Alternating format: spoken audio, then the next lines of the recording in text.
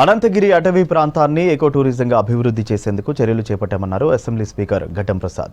అనంతగిరిని develop చేసేందుకు 300 కోట్ల రూపాయలతో 2 విదేశీ కంపెనీలు సీఎం రేవంత్కి ప్రెజెంటేషన్ ఇచ్చాయని, త్వరలో సీఎం నిర్ణయం తీసుకుంటారని చెప్పారు.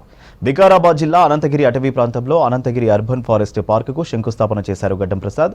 25 లక్షలతో నూతనంగా నిర్మించిన ఫారెస్ట్ సెక్షన్ ఆఫీసును ప్రారంభించారు. ఫారెస్ట్ సెక్షన్ ఆఫీసర్ నివాస గృహంతో పాటు అర్బన్ పార్క్ కూడా ప్రారంభోత్సవం చేసుకుంటున్నాము. మరి ఈ గృహం కాకుండా డిఎఫ్ఓకు సంబంధించిన గృహం కూడా ఏర్పాటు చేయాలనే ఆలోచన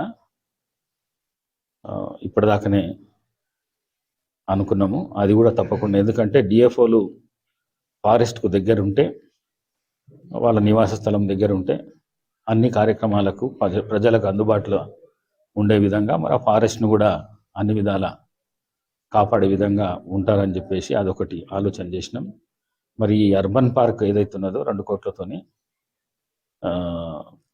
మన లోకల్ వికారాబాద్ లోకల్ టౌన్కు సంబంధించింది కానీ దారులు కానీ వాళ్ళకు అక్కడ వాకింగ్ చేయడానికి కానీ సైక్లింగ్ చేయడానికి కానీ ఆ అర్బన్ పార్క్ను 200 ఎకరాల లోపల ఏర్పాటు చేస్తున్నారు.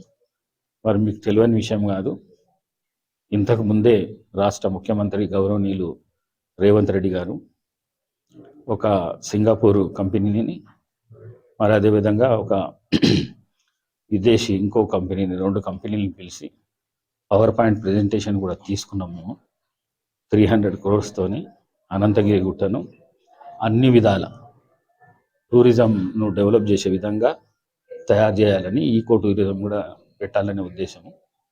మరి ఇంతకుముందున్న ప్రభుత్వము గుట్టపైన మెడికల్ కాలేజ్ పెట్టాలనే ఉద్దేశంతో వాళ్ళు ల్యాండ్ కూడా అక్విజిషన్ చేసిండ్రి. మీరు వచ్చిన తర్వాత ఈ గుట్ట ఎన్వైరన్మెంట్ ఖరాబ్ అవుతుందనే ఉద్దేశంతో కింద మన మెకల్గండి లోపల ఇచ్చి కన్స్ట్రక్షన్ కూడా స్టార్ట్ అయిపోయింది.